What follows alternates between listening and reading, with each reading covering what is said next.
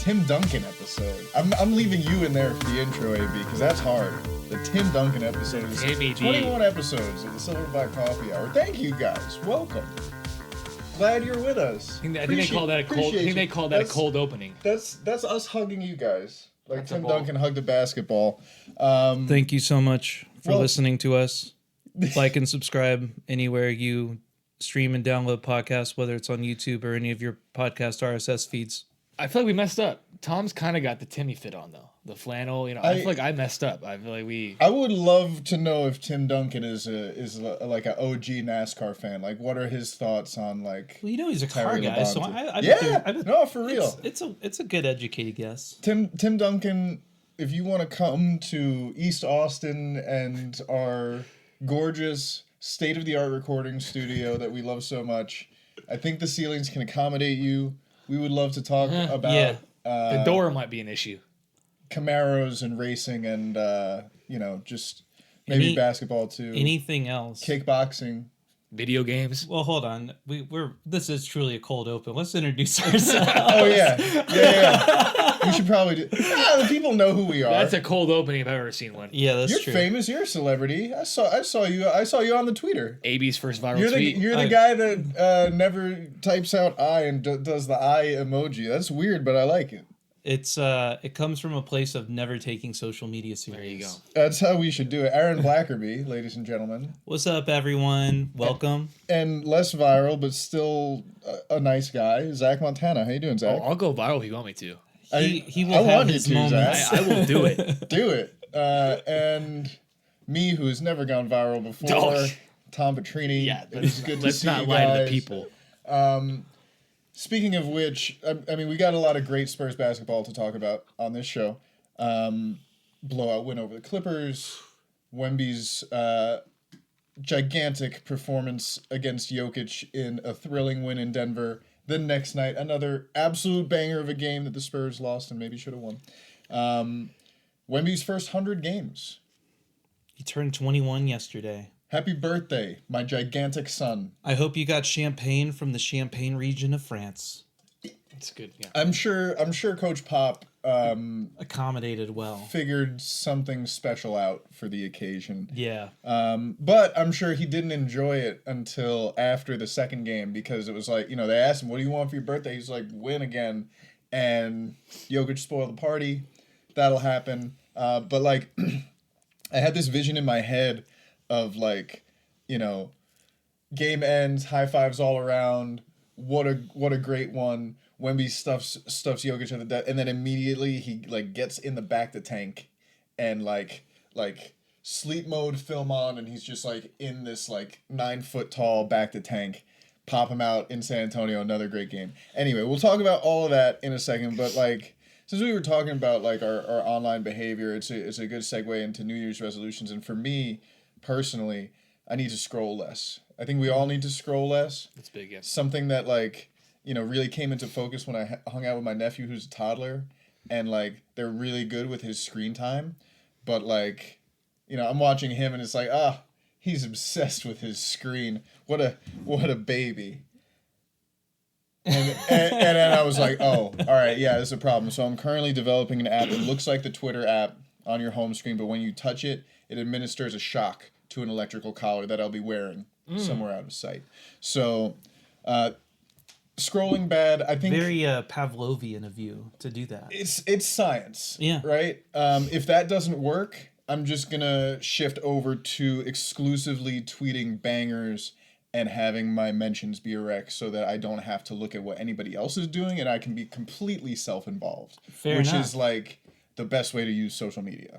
And we both had like a little bit of that with the, I mean, you're right about we need to do a career retrospective on David Robinson. But like that was, you put something out there, people want to respond, which is everybody's right, which is why I muted the conversation. I was like, this is a little too much for me. Right. So. And then I had said something that like I really think is like a normal one. Like if I'm too late on it, you can tell me that. If I'm too early, you're wrong. But I was basically like, Wemby, like, very clearly has the potential to become the greatest basketball player of all time. And there were a lot of people yelling at me that, like, dude, you're 4 years late. And a lot of people yelling at me that, like, dude, pump your brakes. And I was just sitting there like, wow, I'm perfectly right. Like, this is the exact right time to say this, and I'm 100% correct. And there's really no debate on it at all. So that was fun. And I really do think I saw some of the peak, like, Twitter in the comments. Somebody was like, you can say this about literally any NBA player. And then somebody was like, Isaiah Stewart very clearly has the potential to be the greatest basketball player of all time. And all respect to Isaiah Stewart, but it was like a tremendously fun. It's why I can't quit the place. I think maybe I've got to be in there. I should also be meaner. Like, I should be the guy that gets locked up in the prison to further punish people who he feels haven't been punished by the system enough. Is this a part of your New Year's all part of your New is to do less scrolling, but when you scroll and tweet is to, like, to bring more chaos? I'm not replacing the scrolling with anything healthy. I'm replacing it with malice. Oh, okay, fair enough. Yeah. What about you, Zach? Any? I'm gonna go the opposite. You know, I think for me this year, be less emotional after losses. Okay. For me, I'm trying to be just not live so much in the moment and be more of looking at the bigger picture of things. So that's my New Year's resolution involving the Spurs is I'm trying my best. Like, my mom called last night after the game, was like, how you feeling after the game? You're not standing on a ledge? I was like, why would I be standing on a ledge? It's a great game of basketball. It's not like we lost by 80 like last year and we're getting our ass kicked. Yeah. So it's a little different. And that's my New Year's resolution. Yeah. Mine, I kind of came up at it. It came up for me late night on New Year's Day. When I say late night, I mean like at like 2 or 3 in the morning. Okay. And early morning. Yeah, it's all love in 2025. There you go. Where Tom is bringing malice, me, it's all love. Like, if I say something that upsets you, like, it's all love. Like, if you say something that upsets me, it's all love. Like, it's all love. I love that. Speaking of love, our fourth leg, Evan Townsend, his New Year's resolution, he's updating his software. He's maybe a full GPU replacement. That's a computer part, right? I don't know what it does, but not my department. It's there. Evan, love you, miss you. Before we get into the San Antonio Spurs portion of the program, this is an Austin-based show, and we went and saw the Austin Spurs on New Year's Day. Fun game, cool environment. We were not the only ones in attendance. We saw George Hill, NBA journeyman George Hill, sitting courtside. R.C. Buford, Spurs. What is his official title now? President and CEO. Something. Sport. He's like the San Antonio Spurs Sports and Entertainment. Yeah. Guy in charge of stuff. Checking out a game at the HEB Center in Cedar Park, and Julian Champagny also in attendance. So very cool to see him supporting his Austin Spurs. Very cool to see the whole organizational thing. AB, any takeaways from this game? 2 for me. Man, City Sissoko is a high flyer. I did not know that he can go eye level with the rim. Yeah. He had a couple of really fantastic dunks, breakaways, good defense. He was also really coaching the team when he was on the floor. Real good communicator. The other one is Harrison Ingram. Put up 18 and 14 that game, and we were really impressed by his passing, especially. It also looks like he's been working on his shot. It looks a little more fluid. So those were 2 that really stuck out to me. What about you guys? Being in our seats were where we were, it's just amazing to see how much more physical the game is down there on those seats. I mean, how big the athletes are, and people are like, why don't they just drive so much? It's like, dude, do you know these humans are playing? They're running into tanks. It's one of the great things about going to these games is you can be so close. Mm-hmm. Even if you're not on media row, you're right on it. You could hear everything, and we were right by the the Wolves coach was very demonstrative, very fun. I would sit behind him for 100 games. It was a ton of fun. He was hilarious. There were some like. First tip, he was on it. There were bodies hitting the floor. There were some gnarly like injuries. Riley Minix looked like he had a shoulder thing that came The back ref went down. The ref went down. That's right. Dude, and T's and P's for the ref. Kyle Love went 7 of 10 from 3. Oh yeah, he was talking a walking smack. bucket. He was a flamethrower. It was fun. Get out to the HEB Center at Cedar Park. It's a lot of fun. All the cool kids are doing it, including RC Buford and us. So that was fun. I wanted to ask about this. Spurs doing this when they hit threes. I got to ask somebody. Riley Minix did it. And even I was Sean like, Elliott doesn't know what it is. He Yeah, talked about it Harrison on Barnes did it. Harrison Barnes did it last night. He did it at the opposing bench, which was crazy. So we'll see what we can uncover in that regard. But okay. One last thing before we jump into the games and everything else. Spurs fans, we're calling on you. And also non-Spurs fans, Wemby fans. For Wemby's, 21st birthday, which was yesterday, go out and vote for him for All-Star. Oh yeah. All right, let's get All-Star. Let's get those numbers up. For I've seen a lot of criticism for like Spurs socials for not doing that enough, and like we're seeing them really get on it this year. Yeah, let's do that. We'll have the link in the episode description as well, so make it really easy for everybody to go out and vote. Yeah, and I think this is not like a popularity contest All-Star. Like Wemby's a legit All-Star. We'll talk about that. It's a good place to start. Is this first game, this Clippers game, an absolute drubbing of a very good but very jelly-legged Los Angeles Clippers team. This was a fun one, guys. Everyone played, Yeah. and it was a 36-point win at the end of the game. At points, it got up to 40, I think maybe even 42. It was like, this is probably one of those things where like is both the amazing and frustrating thing about this team, especially coming off the week that we had before. You see them, and it's like, are we a championship contender? And because the ball is moving, everybody's cutting, they're just locked in defensively. Stephon Castle came back in that game, played great. Keldon Johnson also went well, and there's been this interesting stat now that's come out of that game with Keldon. He might be our line of demarcation between winning and losing. When he gets 15 plus, we're like 7-1, and he had 17 in that game. So, dude, you said everybody played. Everybody scored. Every single player on the Spurs roster scored a bucket in this 122-86 victory. Zach, what jumped out to you? It was a fun game to watch. My parents always tell me about the old days when the Spurs used to score 125 points and the crowd be going crazy because everyone would get Big Macs. This felt like a Big Mac game. They whooped their ass. I told y'all that they did not want to be in San Antonio for New Year's. They wanted to get the hell out of there. They shot 34% from the field. You're not going to lose a game when you held the team to shooting 34% from the field. Fantastic performance from the Spurs. You could tell right away they were locked in. I'm kind of salty they didn't win by 40. I wanted that 40-point win. Honestly, it helped with our point differential. That's for sure. Yes, I wanted the 40-point win, but I'm just proud of the boys for coming out, responding well after a tough road trip, and getting a lick back. It's hard to shoot 9 of 40 from 3 and win an NBA game nowadays. By 36. Spurs won by 36 and did that wire to wire. Clippers never led. Spurs won every single quarter.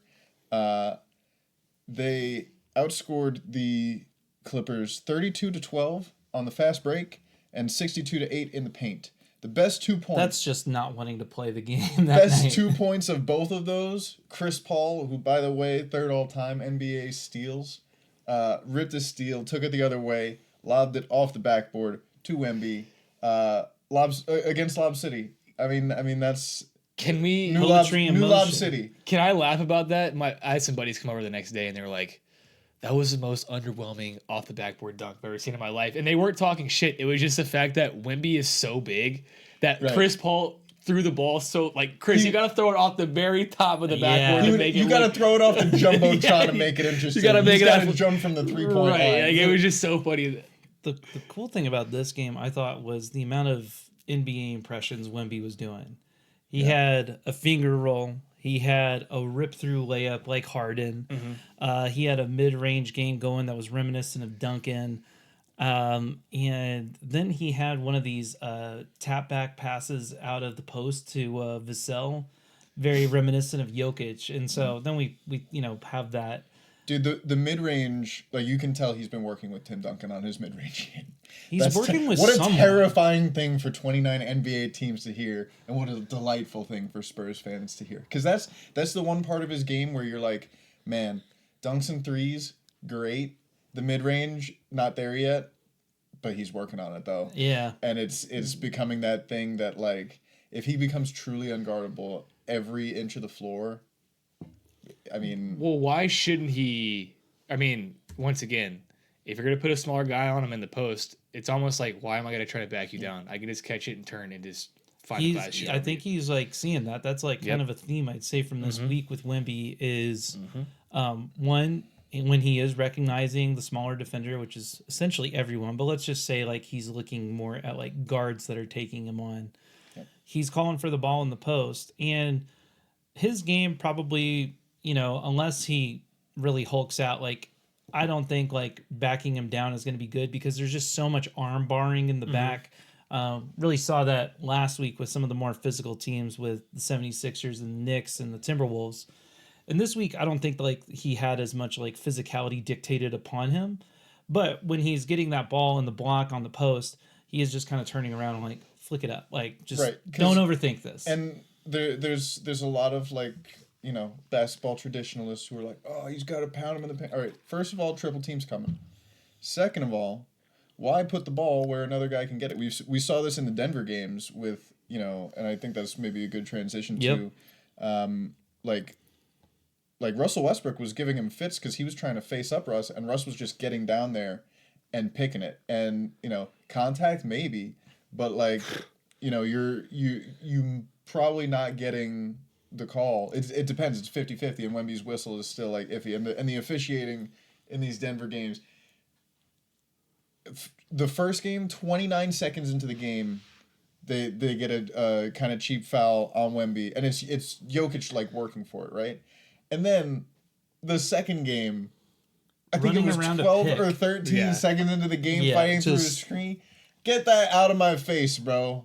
Adam Silver, you gotta get these refs in a device or something. Like, come on now. It's But the shot caller you were talking about. Officiating aside, what a banger doubleheader this was. My goodness. Adam Silver put these teams on national television when they play each other. If you watch one part of this podcast, Adam Silver, I know you watch the whole thing and you call me every time and give feedback, but pay attention to this part. Mark this down. Spurs and Nuggets on national TV forever, for the rest of time. No excuses. The people got to see it, man. First game, instant classic, down to the wire. Jokic, 41 points, and like what? 12 on 36 shots. That was the thing. He was working for the weekend. He had a 40-point almost triple double, and it was like, Spurs did a good job on him. Yeah, like. That's how good Jokic is, like, flat out best player in the world right now. And that's what made this game so exciting, was because Wemby had maybe the best month of December that anybody has ever had. And then, I mean, just an absolutely classic duel. He's in foul trouble the whole time because he picked up another foul in that first quarter. 5 fouls for the entire fourth. Yeah. And Jokic, the best player in the world, a dominant post force, trying really hard to get him out of there. Yeah. What do you got on this one, Zach? Well, yeah, you're talking about the 5 fouls. It was almost, he picked up the 5th foul beginning of the 4th quarter, and I was yelling at the TV, Mitch, get him out of the game. He's gonna they're gonna attack him. And Wemby knew he was coming out of the game. They brought in, what does he do? He's like, all right, let me hit 2 ridiculous threes real quick. Ridiculous. I'm gonna go sit down and I'm gonna focus on the defensive end when I come back out here. And that's essentially what I saw happen. Was he went crazy. He hit a 3 in the left corner. Then I hit a step back fadeaway 3, which was bonkers the following play. Took him out of the game. Came back in with like 5 minutes to go in the game. And even then I was like, that might be like a little too much time out there on the court with 5 fouls.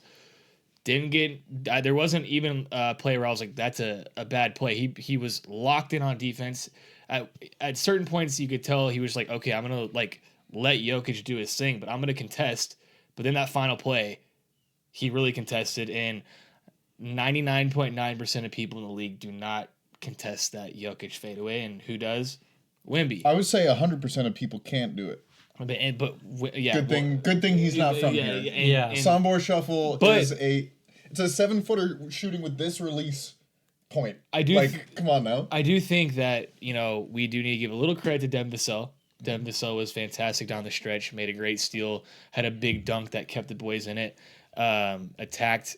We were kind of critical of him last episode. Not really critical, just asking what more to expect.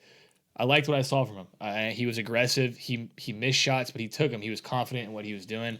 And then, of course, Wemby hits 2 threes in the fourth. They're petrified of threes now. So what happens? He pulls up with a minute and a half to go. 3 dudes, not 2, 3 Nuggets players contest the shot. Just an insane visual. And then he drops it off to Keldon. Keldon and one.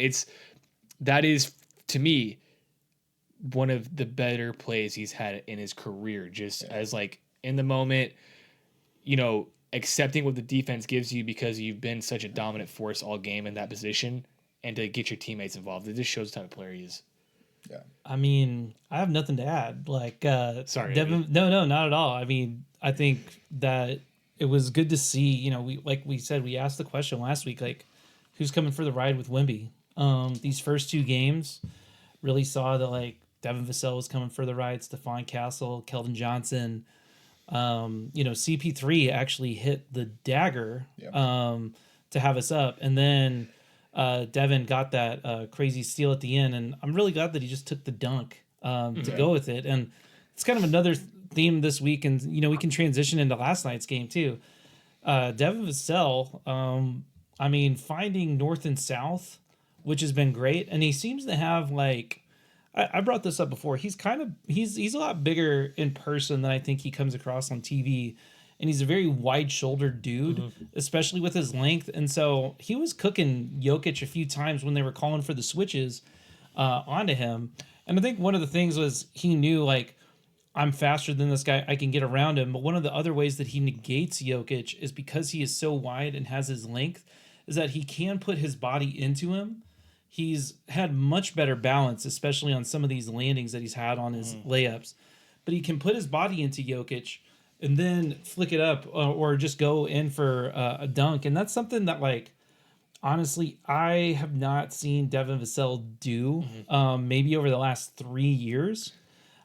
He's kind of someone, I have grown in my love of Devin Vassell, but he's someone who, for me personally, it's taken a while to kind of come around. And I see the vision with him, but the same thing as always is like, we just need that consistency. Whereas like last night, he did have some really highlight electric plays, but when we needed him down the stretch, like faded, he and CP were looking for shots. He's been aggressive. He's been physical on both ends. It's north and south on defense and on offense. And I think his defensive activity has also been really, really good. Well, he did also have 6 assists in that first Denver game, and which is great to see. I mean, I think he averages like 3 or 4. I think maybe. With him and Wemby in that 2-man game, when they get that going, and there was a point in that game where Wemby hit a shot, Devin had a big dunk, and Keldon walked on the court. I read his lips and said, "Y'all are gonna win us this game.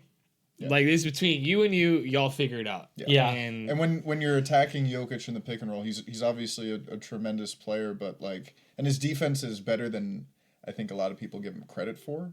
But if you get a weak, clear the weak side, pick and roll, Devin get a switch. You didn't even need to do set it up like that.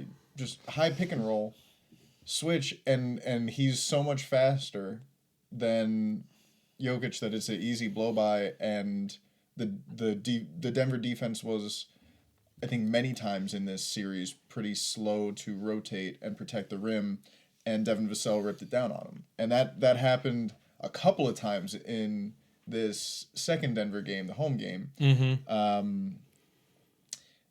A couple were on switches on Jokic. One was just making another dude touch the earth, and it's two hand. One thing I like about Devin, he's a two-handed dunker, Yeah. right?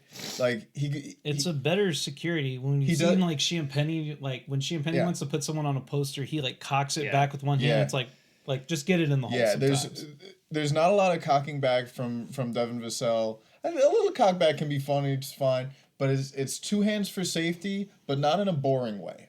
Yeah. Like, It's a mean dunk. Like it's always like he makes those two. He uses an extra hand to be extra powerful. Yeah. So that has been I think a really good trend. But yeah, I mean, this one was tough, guys. I think we should have been coming in here talking about 3 straight wins. What a week. And it's still what a week. It still was an incredible week. But I mean, man, this was a tough one to lose. You're up 11 going into the fourth quarter. You shoot 6 of 24 from the floor in the fourth quarter, go to overtime and lose. Only 6 points for Wemby in the second half after putting up 14 in the first. He was a little gassed, I think. He called for a sub again yesterday. Yeah. You could tell he was getting a little tired out there. I think it's a problem if in the fourth quarter Wemby and Zach Collins shoot the same amount of times. And You put it like that, yeah. Yeah. It just goes back to what we've continued to say about a big man, a team needing a competent big man off the bench. I felt so bad for Zach Collins in that Friday game with the Nuggets. He comes in. It's a they're hard job, man. I just hear the announcer go, and that's 4 fouls for Zach Collins, and I was like, what? You look down, he's got 10 minutes, and you're like, what? What do you mean? But then also you look at Jokic and you're like, oh yeah. Okay. But then Mitch Johnson even said, like, after the game, like, hey man, he did his job. Basically, we just need a body to go out there and just bang with Jokic for a little bit. I mean, Zach Collins has one of the most unapologetic whistles I'd seen in the game. Yeah. Like, he is called so differently from everyone else. And I'm not saying like there aren't things to his game that he should obviously be working on. The shots last night, I mean, he shot when he should have shot. He had open threes. I would rather he take those. Yeah, but they didn't go in, Right. and that's also a different problem. But like some of the ways that like people are able to body Wemby, some of the ways that even like Jokic gets called, and then seeing like Zach Collins essentially breathe on a dude and like foul, and it's like, look, what did he do, y'all? It's the hair. It's the hair flopping around. A lot of it though is positioning and foot speed, and so there's some silly mistakes. But at the same time, I mean, if you're playing against the Denver Nuggets, your centers are going to be in foul trouble. That's just how it's going to go. And not even because like Jokic gets a superstar whistle. I mean, he does and he should, but if they called every single foul that we actually see happened Jokic's against arms Jokic after games, like they're scratched up. Like game wouldn't go, right? So, which is why the cheap ones annoyed me so much. right. Two really cheap ones on Wemby in the early go of this game, and then it was 2 quick ones on Zach Collins, and then Bassey comes in for his first minutes in like a couple games, and he picks up a quick one. It was like, all right. Well, Zach, you had a point earlier when we were talking before filming about the foul trouble with Wemby in the first quarter, and this kind of leads to like him being a little gassed in the end, I think. Yeah, they definitely forced his minutes there in the second half to make up for the lack of Wemby in the first half with the 2 fouls, especially in the first quarter. And I think that's what kind of it's Threw it's it like, out of balance. Yeah, it's just his normal rotation, which is like once again, at one point it was like I looked at the stats in the fourth quarter. He had played like 23 minutes at that point, and you're like, yeah, well they're gonna ramp this up. He's gonna play the whole fourth quarter, and he pretty much did. I mean, I'm not mad about it. I think they played a lot of good team basketball this week. I mean, that's a positive I took from it. I think there's a lot of good wins, and I mean, Hold on, should we get into high praise? Should do high praise. Let's go to high praise. Hallelujah! Yeah, Zach. I mean, we're here in high praise. This part of the show where we like to obviously give praise to the team. We like to talk about the positives from the week. And Zach, you were just going into it about team basketball, so I'll let you cook. Yeah, 2 of the games this week they had over 31 assists in their wins. And the game against Denver last night on Saturday, they only had 28. Maybe there's another. They need to get 30 assists to get the wins. Also, a stat that was brought up on the broadcast was that CP3 and Wemby are leading the league in points per assist per players. So like a combination of players. So like brings in team basketball. Also, the game against Denver on Friday, there was 4 players that had 4 assists or more. That's a big deal. I mean, people are getting people involved. That's fun. That's a fun little stat. And I think with the getting players involved, it's caused this evolution of a different basketball player that we're seeing from Wemby. Last season, he was a 28% catch and shoot 3-point shooter, only shot 2 of them a game. So not a lot of people were getting him involved in those shots. Whereas this year, it's 6 a game, and he's shooting 38% from them.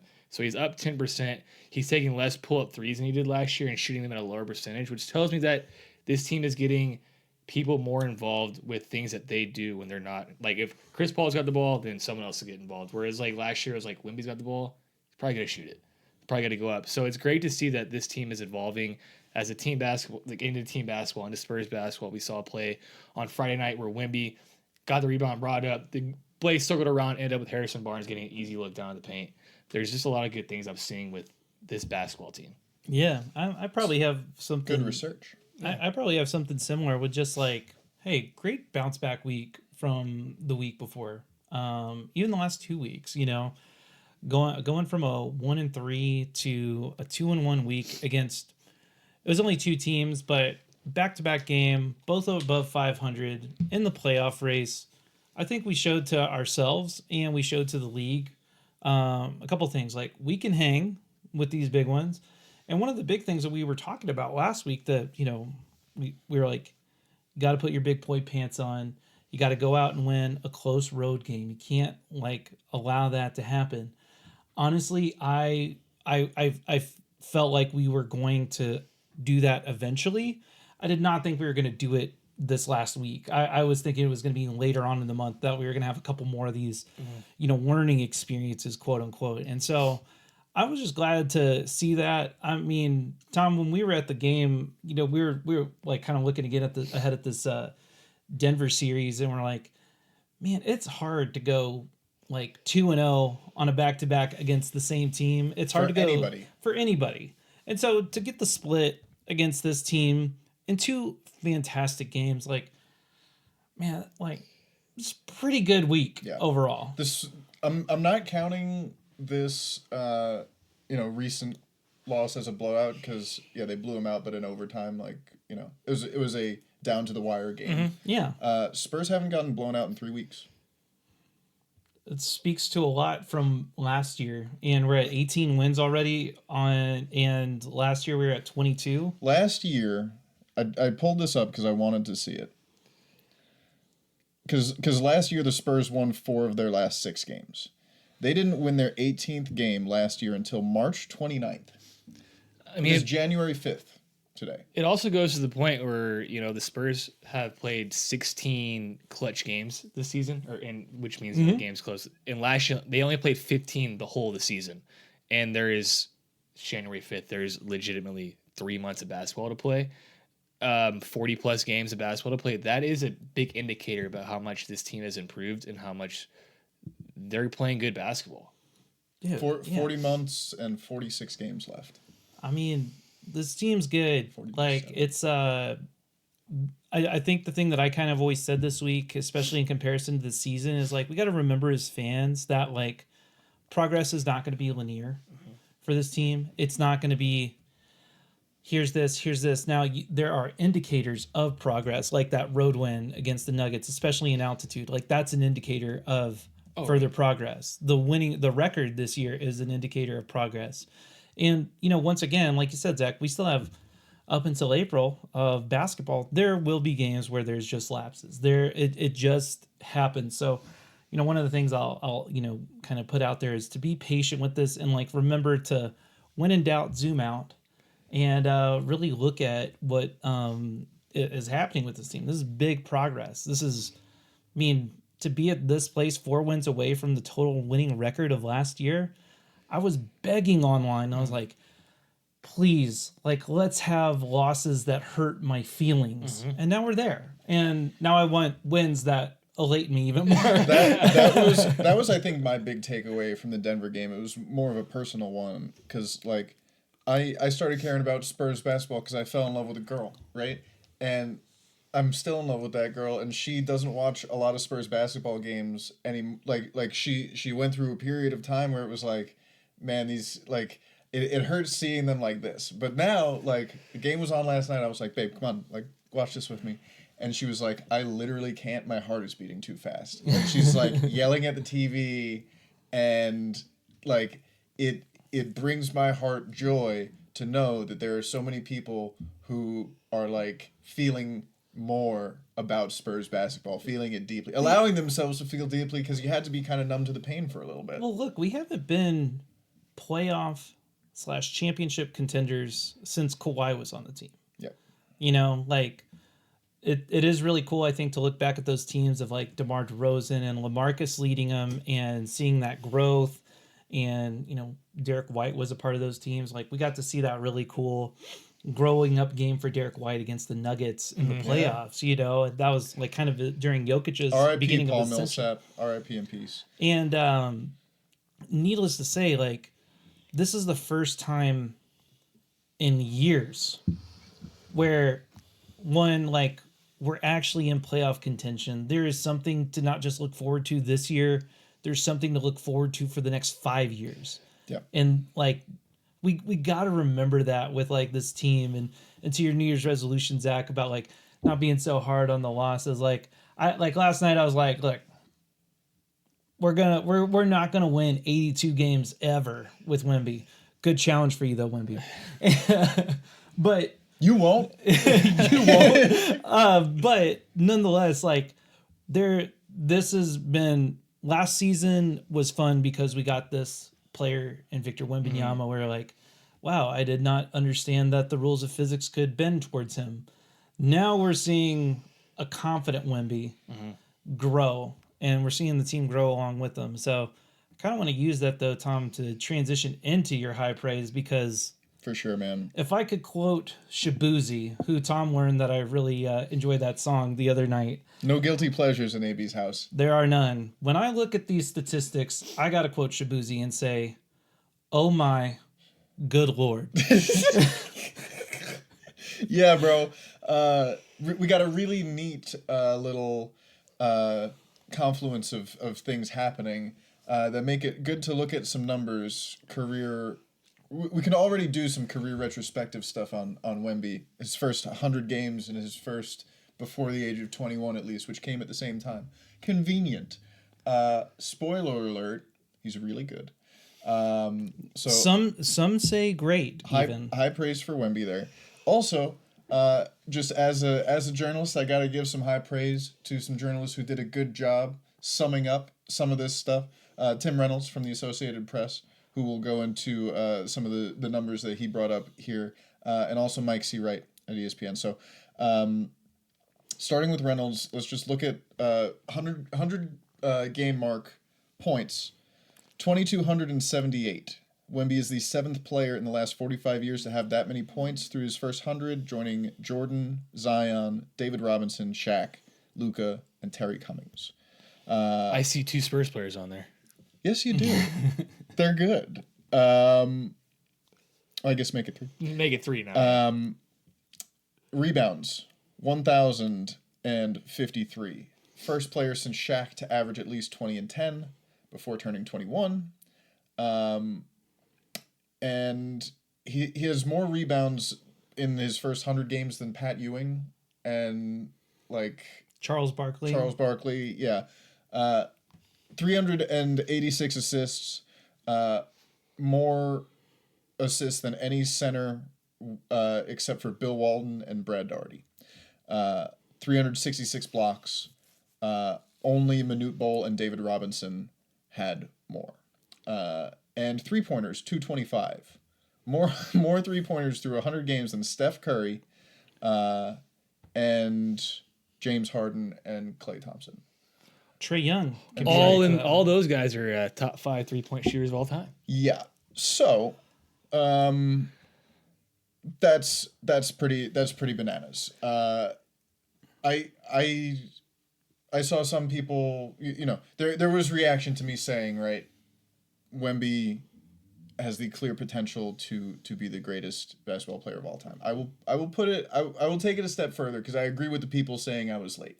And this is something I believed to be true in my heart since he was like 17 or 18. Yeah. This is something that I just bravely had the courage to say. But this is a little bit braver. This is a little bit maybe more honest. I think that he is on the trajectory to do it.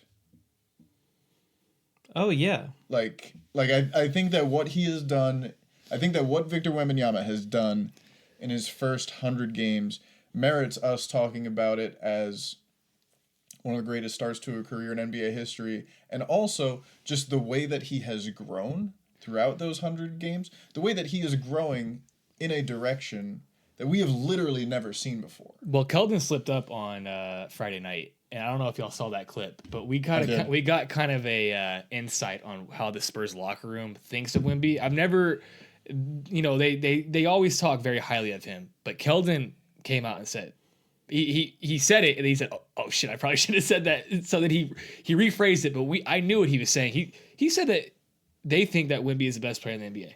Yeah. And he said, oh, well, I mean defense, but also obviously the defensive end too. And I was like, no, you knew what you were saying there, Keldon.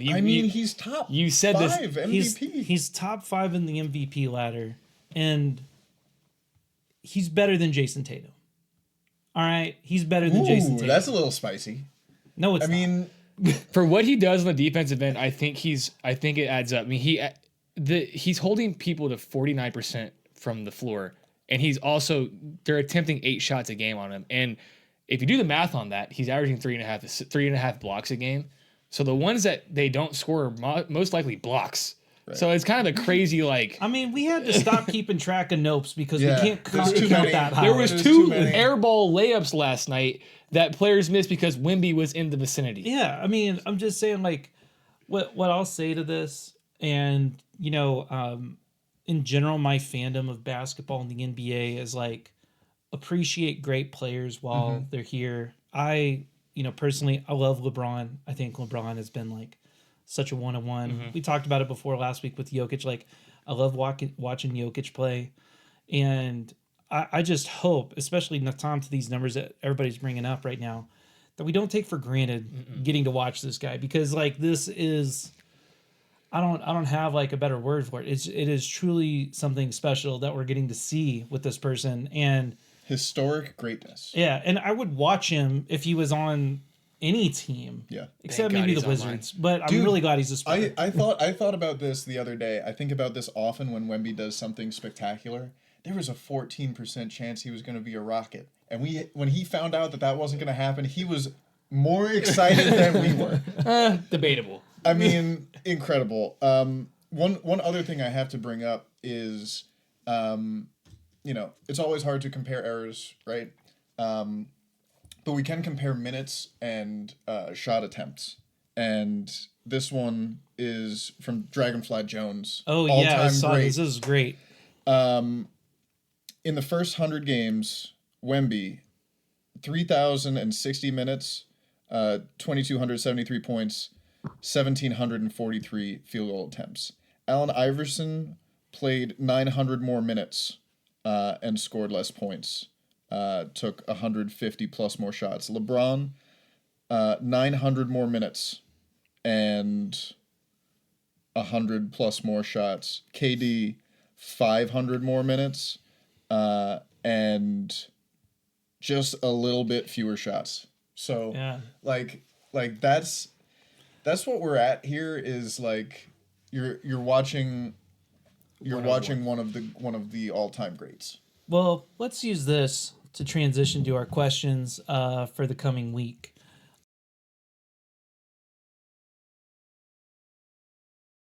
Speaking of Victor Wembanyama here, favorite Wemby moment from his first 100 games. I encourage us all to use our hands in this situation. This is probably better for those on YouTube, podcast listeners, we love and appreciate you too. Right. And this was another great one. This was Mike's. He writes. He sort of assembled some of the great stat lines. Right. So let's just quick review. 10 block games, 2 of them. 2 5x5 games. A 40-20 game. Last night he had 20 and 23. That's the most defensive rebounds He's ever had. like most he's ever had, and the most that anybody has had since Shaq had 25 in 2004 or something. I would say for his age, because Andre Drummond has gotten some rebounds in the time since. Yeah. that one's crazy. Christmas Day, which just happened. I might be prisoner of the moment. I think that the Denver game, his 100th game, was a coming out party, because that's going to be one of my favorites, because it's a celebration of how far he's come. Mm-hmm. Another one that really sticks in my mind is the Bucks game. Oh yeah, because it was the one right after he lost Conference Player of the Month, and he came out. He dueled, classic duel with Giannis, and he said every game is a statement now. I think that was also that was one of the first times there was really answered a question about like how are you going to do against like really strong guys on defense, and it was like you will go up against an Adonis and Giannis and see how you do. Zach, what about you? I'm gonna pick 2. I know I'm breaking the rules on this one. Tom, the rules are loose. Yeah. For the first Rockets game of his rookie season, when he had. Oh, I'm glad you said this one. When he had the absolute unbelievable double block against Man, Jabari that was going to Smith. be mine too. Yeah. But yeah. I had a different favorite moment from that game. I was like, I had come off a boat party, and I made sure to tell, I was like, I'm going home to watch this game because I hate the Rockets, and I'm sure enough, that play had me. I like literally, I felt like my body, like I could see myself looking down, like you got it, like this is the guy, because that drive, that just like the first block was unbelievable. Then he was just like, no, like you're not getting this shit up. And then the whole Rockets bench was like, and to see them all demoralized was like, oh, that's my. And then the Bucks game, sentimentally, because it was the last game that my buddy Eddie got to watch before he passed away, and he texted me and was like, this guy's so unbelievable. Like this guy's, and we had the conversation like, and it was like, yeah, I'm glad that Eddie got to see that before he passed away. It was like, this is why we got him, and you get to enjoy this moment. So those are me. That's awesome. That is heavy and beautiful. No, it's what it is. That's cool. Shout out to my boy Eddie. Yeah. Well, I'll do another one since. My bad. No. I mean, dude, no, you're totally fine. Here's mine is Summer League. First Summer League. Okay. Coming in being the most hyped prospect, and that first game had deer legs. Had Kai Jones Yam on him, and people were like, "Oh, I don't know about this." And then he came back the next game and answered and showed like, "No, watch this, watch me." And that has been something that has been such an awesome point in watching him, is that he learns quickly. His growth is, we get to see it from like a game to game perspective. A lot of times rather than over a 20 game perspective. And I think that's been really indicative of his career up until this point. So with that being said, though, Tom, it's time to talk about something that's one of your favorite things. It is slop season. Oh yeah, baby. Slop time. Yeah, love the slop. It is slop time. And and as it's slop time, and because we have a guy named Victor Wembanyama on our team, it seems like either everyone that is tradable or asking for a trade is somewhat interested in the Spurs, or is at least using the Spurs for leverage, which creates a lot of fodder for us to talk about. But, I mean, first of all, how exciting to be included in the slop in such a way. That's awesome. No, I'm not mad about it. I feel like a Lakers fan, but like in a less evil way. This is amazing. We actually deserved, like, right. They deserved we earned it. this. True. But it's said, slop season, and it's also drama season. Because like we you kind of hit the nail on the head. For as long as Victor Wembanyama is in San Antonio is going to be a destination for any disgruntled star or superstar. And I just have to take a moment to say, you never hear about anybody being gruntled. Is that even a word? I don't know. Happy. Yeah, happy is just an easier word. But to be disgruntled implies the existence of gruntledness. Yeah, that's true. That's true. It's a similar thing with whelmed and overwhelmed. Right. Nobody's just whelmed, but that one's been done before.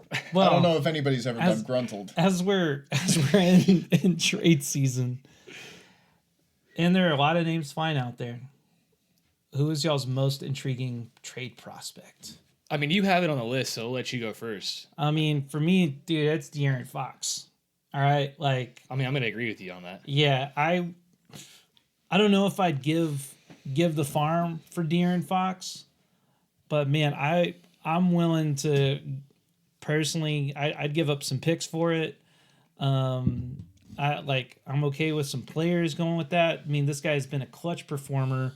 He is still balling out this year. I believe like the last time I looked at his numbers, it was something around the lines of like 26, 6, and like 5. Second highest career shooting field goal percentage. Yeah, and he's 27, so he's right in that prime time for himself. Oh, he's come down a little bit on his numbers.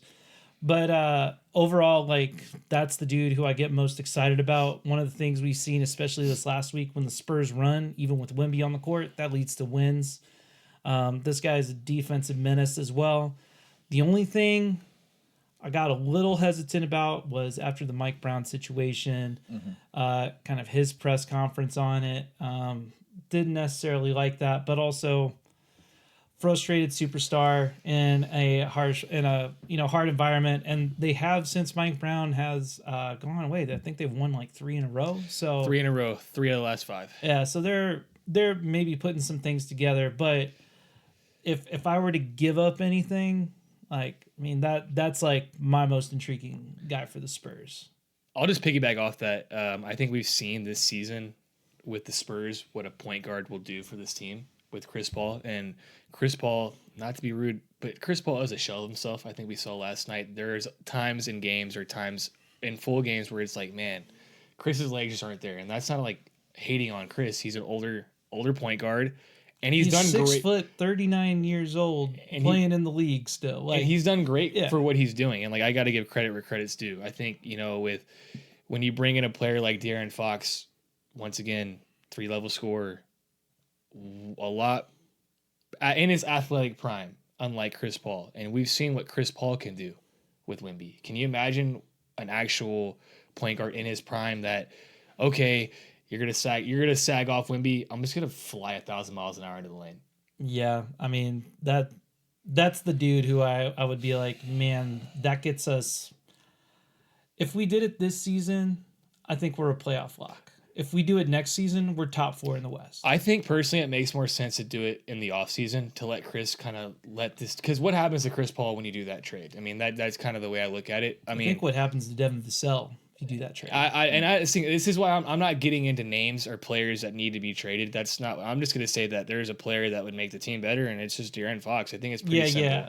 I this was not like an exercise on like even let's look at the contracts or anything like that. Just like who do you think right now? And that's like truly off-season stuff when we can really put on our GM caps. But Tom, what about you?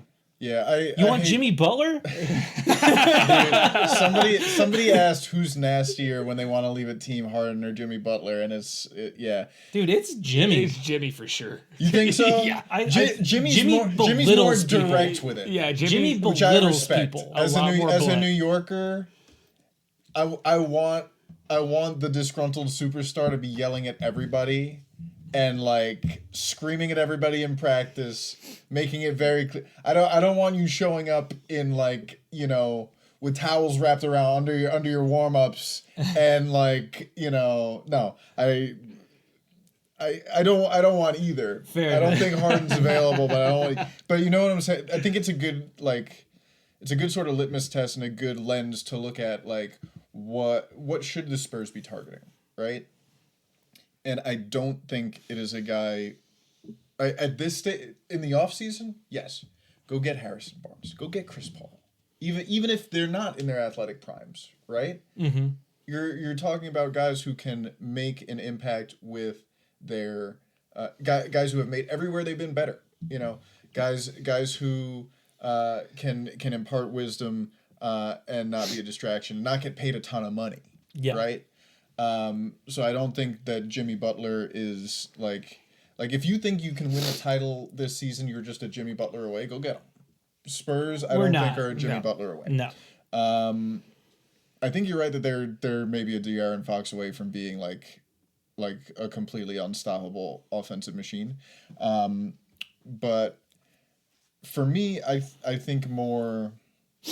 I think this trade deadline is probably going to be a bit more in the margins, and I think that is because like my honest appraisal looking at this team is if they had a above average backup center, dude, even an average of they could be a 50-win team, right? Like that's sort of where my feeling is on it, and it is such a, you know, you talked about it last episode. The biggest wall for Wemby right now is the physical conditioning, the physicality, the building his body up, the endurance, right?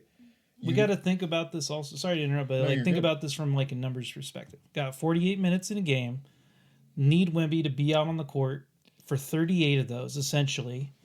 Like good minutes on like good efficient minutes on 38 minutes, and that's and he has very hard minutes because he is working his ass off on defense and offense.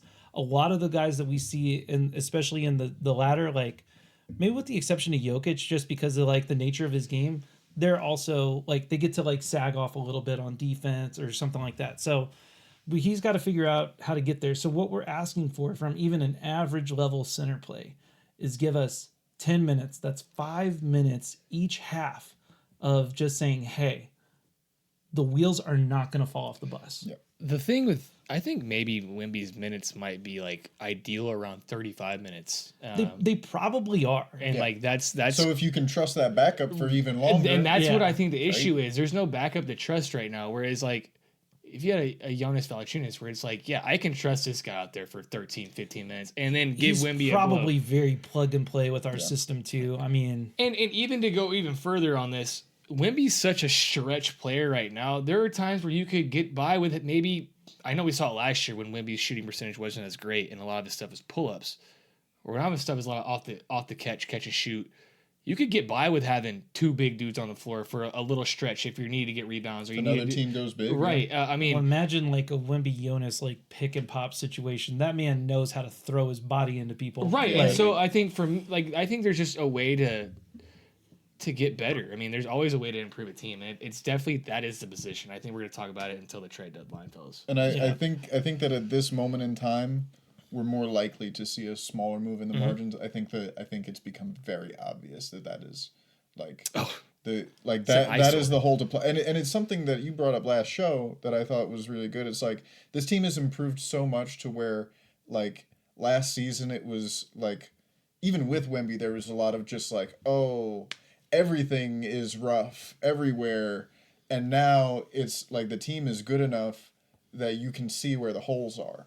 It was all whole last year for the most part. Well, even last year, I mean, we're still kind of in a lot of ways dealing with the same problem of like when Wemby goes out of the game, like what's happening, you know? So if we shore that up, like, man, I think we become more of like a play-in, playoff lock for the team. So, well, that was our slop season. Let's go into next week. We have 3 games between now and when we record next. And where we sit currently, y'all, we are the most 500 ass team out there. Our net rating is 16th at 0.0. Our offensive rating is 17th. Our defensive rating has jumped up to 11th, which is great. And our 3-point percentage is at 23rd. So that is what a 500 team looks like in the NBA right now. With all that being said, next week we have, like I said, 3 games. We have Chicago Bulls, then we're going to Milwaukee, then we're going to LA, and then we're going to actually have a baseball series with LA that leads into Monday of next week. The Chicago Bulls on January 6th have a net rating of 23. Their offensive rating is 13th. Their defensive rating is 22nd. Their 3-point percentage shooting, the last time we played them was 4th. It's fallen off to 8th. So they're still good. This is our easy one for the week against the team that beat us, outshot us from 3 earlier this year. But they are having a fire sale, and the only person not involved in that is Kobe White. So Who has improved greatly. greatly. They got Vooch cooked us last time as well. In the post, we had Jeremy on him for a portion of that game. And, people are still trying to get rid of Zach LaVine in trade rumors. So what do you guys got on this game? I think LaVine is maybe could be a more affordable type of obviously different games than Fox, but I think the contract is what scares everybody away from Zach LaVine. But I think that is preventing people from seeing that Zach LaVine is having a great season. It's also his first time he's played meaningful amount of time in 2 years. Yeah. So no, he's been great. This is one you have to get. We talked about it last week. January is a gauntlet. This is our only below 500 team we're playing this month. Make it count. Another get back game. We had one against the Clippers, and we saw how they responded on New Year's Eve. This is a get back game. I think the Spurs get back right. All right. Last year, I remember the Bulls fans were kind of harsh to Wemby. I'm excited to see him get back at him. Well, the next one going on Wednesday, January 8th, Milwaukee Bucks. An interesting team. Really going through their ups and downs. Their net rating right now is 14th. Offensive rating is 14th. Their defensive rating is 11th. And they're second in 3-point shooting. This is the team that won the NBA Cup. And that made me have them a little more on my radar after having a bumpy start. They have a coach that I am the biggest hater on, and Doc Rivers. And I don't know if that's possible, dude. Well, Doc Rivers has a lot of haters. This is true. Join the list. But, this team just lost last night to the Trailblazers. They have lost... Jeepers. They've lost to the Nets their last 2 games against them as well. So this is a really up and down team. I don't even know where Chris Middleton is on this team. Needless to say, it is against one of the top 3 players in the league in Giannis. I believe league leader as we're speaking, Tom, in points. Yep. So we know Wemby's going to get up for this, but this is also Jeremy, I hope your back is healing up because, brother, we're going to need you on the perimeter against the second best 3-point percentage shooting team. Yeah. What do you guys got on this one? Tough game. I mean, Milwaukee's going to be good away in Milwaukee. Once again, I have this weird feeling that the Spurs are going to win this game because of, once again. You think Spurs winning games is a weird feeling? They got to win more games for that to be a normal feeling again, Zach. Well, it is. It's not. It's not something I'm used to walking in here and saying, "Hey," or just in general, looking at a schedule and be like, "Yo, I have some confidence in this game." I think there's a reason I have a confidence in this game is because the Spurs are playing with confidence, and I've seen it this whole past week. I've seen it on the road trip. I think let's see what they got, and big boy pants, tighten them up. Here we go. Here you go. Put the belt on. So this, I think this is a really. And the Lakers too coming up. This is a good sort of encapsulation of where the league is right now with the parity because you got the Celtics who have broken basketball, are fantastic. I feel like everybody else for the most part, even the good and great teams in this league, it's we have an MVP caliber player and also I'm so stressed out about it because what are we gonna do? What are we doing? And Bucks, Lakers, throw the Nuggets in there. Right, there's throwing the Cavs right now. I mean, Cavs Donovan Mitchell is cooking for that team as well as everyone. Thankfully we only played them once, but I'm really looking forward to that one too. Dude, there's so much parity. There's so much I think uncertainty with a lot of these. There's no easy games, but there's no unwinnable games in the NBA. Mm-hmm. It's a ton of fun. This Bucks game, I think. I just can't wait to see these two absolute freaks go at it. The contrasting styles, how Wemby's game has grown since the last time they played each other.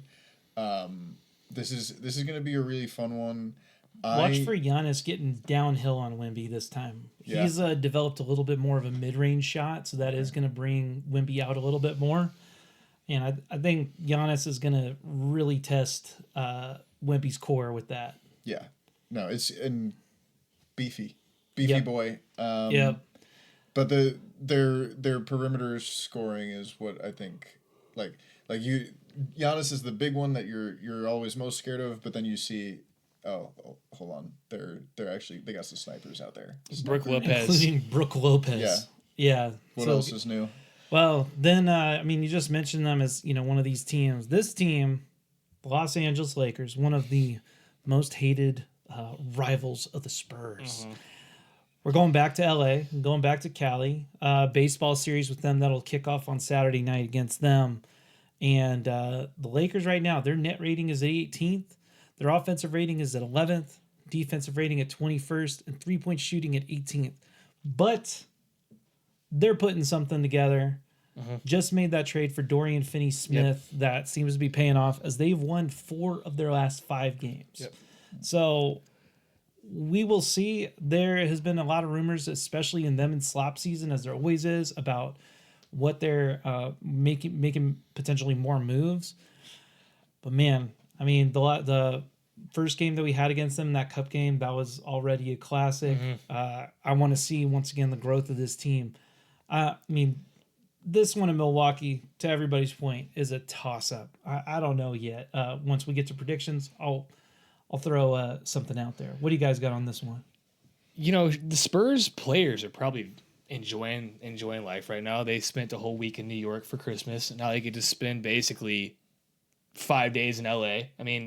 During the winter time. So hopefully, they get there late Wednesday night, have Thursday off, Friday, a little practice, Saturday game, Sunday off, Monday another game.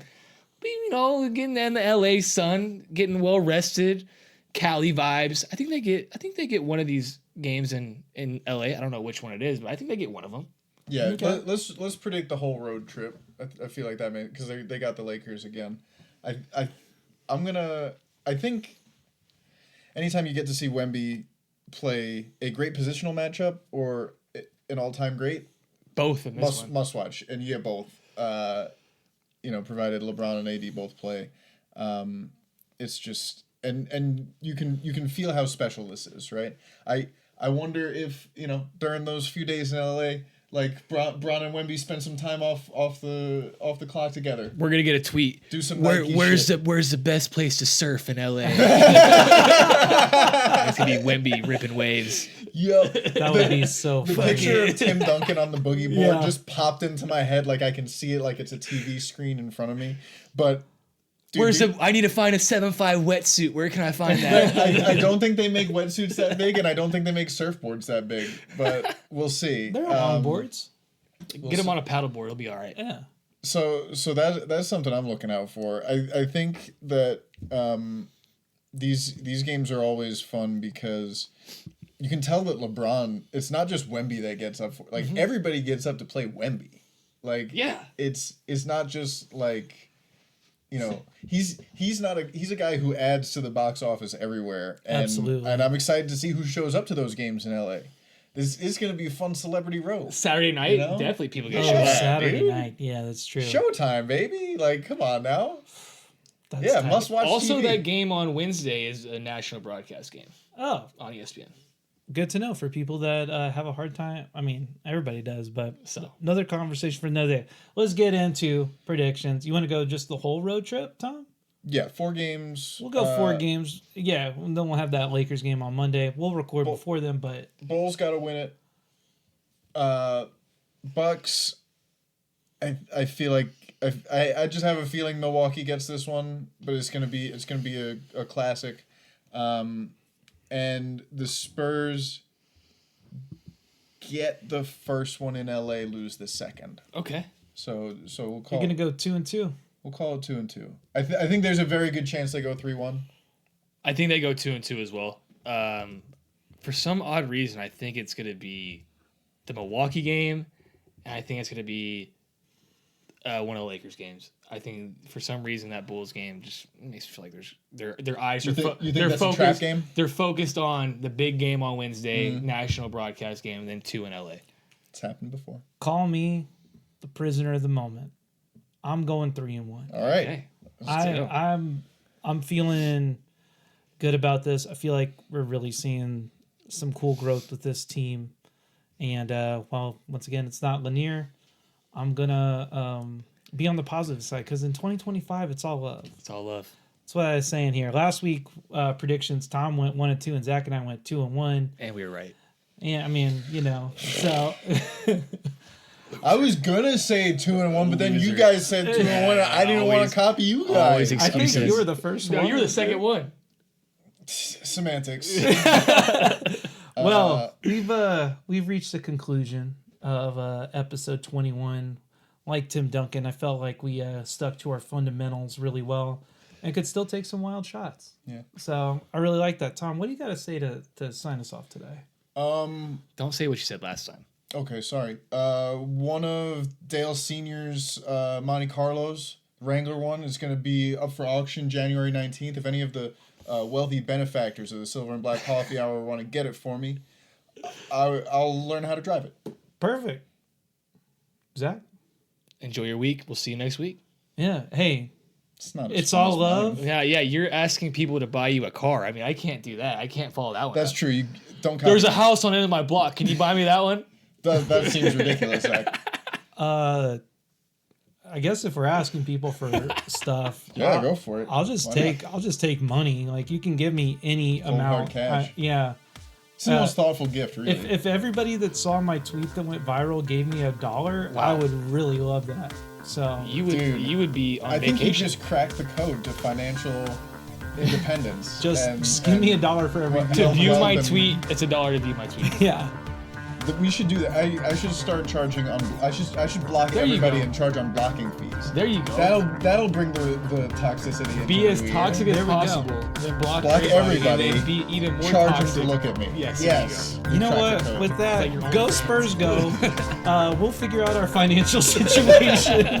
And thank you for sitting in here. Like and subscribe. Tell your friends and your enemies and anyone else in between. We'll see y'all next week. Peace.